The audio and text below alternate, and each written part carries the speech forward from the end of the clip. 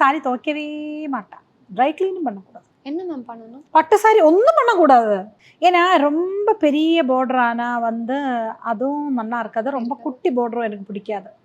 But இப்போ உள்ள fashion எல்லாம் குட்டி பார்டர் தான். குட்டி பார்டர் இப்படி இப்போ நீங்கள் போட்டிருக்கிற மாதிரி மடித்து அதை வந்து போட்டால் வந்து இன்னும் கொஞ்சம் ஸ்லிம்மாகவும் தெரியும், யங்காகவும் தெரியும்.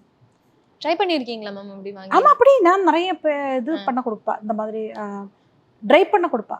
அதுக்கு 2 ஆள் இருக்கு. எல்லாம் பிடிச்சி வச்சிருக்கேன் அப்படியே. அப்புறம் வந்து அயன் பண்ணறச்சே சொல்லுவா, இதே மாதிரி ட்ரை கலையாமே அயன் பண்ணுங்க.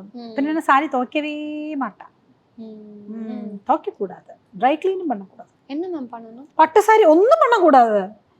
அது வந்து அப்படியே சூரியனிலே காமிச்சு சூரியன் பிரகாசம் இல்லை, சூரிய பிரகாசத்திலே காமிச்சு அதே உணக்கி அயன் பண்ணி வைக்கணும். பின்ன என்னோட சாரியிலெல்லாம் கொஞ்சம் தயிர் சாதம் இருக்கு அங்கே. அந்த தயிர் சாதம் அந்த கரை எல்லாம் வந்து அலம்பி அப்படியே சூரியல காய்ச்சி தண்ணி படக்கூடாது. அந்த சாரியில அலம்பவே கூடாது. அப்படியா? கூடாது. ஆமா, லைக் ஜெனரலா எல்லாருமே சொல்லுவாங்க இங்க ட்ரை கிளீன் லைக் ஒரு 4 வாட்டி போட்டுட்டீங்கன்னா அதுக்கப்புறம் ட்ரை கிளீன் கொடுக்கலாம், வேற எதுவும் பண்ணக்கூடாது.